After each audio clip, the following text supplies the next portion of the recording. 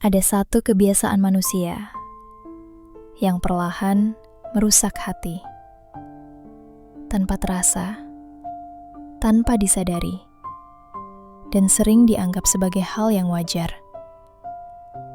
Kebiasaan itu adalah menikmati kesalahan orang lain. Sedikit kekurangan, kita soroti. Sedikit kesalahan, kita ceritakan. Sedikit aib, kita sebarkan. Dan yang paling menyedihkan, kita melakukannya sambil merasa diri paling benar. Ali bin Abi Thalib pernah mengingatkan, jangan jadikan pandangan mata ini seperti mata lalat.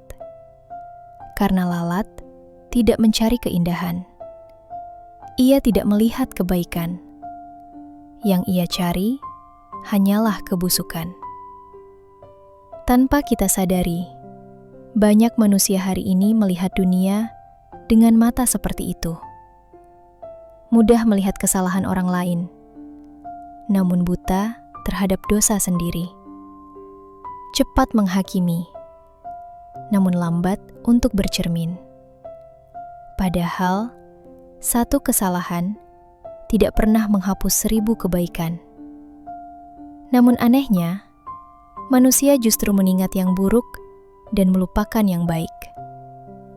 Lalu Umar bin Khattab memberi teladan yang berbeda. Jadikan pandangan mata ini seperti mata lebah. Lebah tidak tertarik pada bangkai. Ia mencari bunga, mengambil yang terbaik, lalu menghasilkan madu. Bayangkan jika hati kita seperti lebah. Saat melihat manusia, kita mencari kebaikannya. Kita melihat niat baiknya. Kita menutupi kekurangannya. Dan dari pandangan itu, lahirlah ketenangan. Karena orang yang sibuk mencari keburukan orang lain, sesungguhnya sedang menunjukkan betapa sempit dan gelapnya hatinya sendiri. Dan orang yang mampu melihat kebaikan orang lain adalah orang yang hatinya telah Allah lapangkan. Ingat, pandangan mata tidak pernah berdiri sendiri.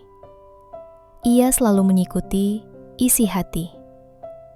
Jika hatimu dipenuhi iri, yang kamu lihat adalah kesalahan. Jika hatimu dipenuhi dengki, yang kamu cari adalah kejatuhan. Namun jika hatimu dipenuhi iman, yang kamu temukan adalah hikmah. Hari ini kita hidup di zaman di mana aib lebih cepat viral daripada kebaikan.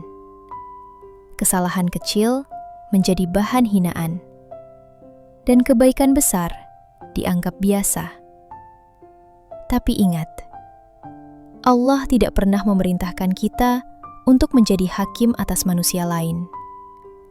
Yang Allah minta hanyalah satu, menjadi hamba yang rendah hati.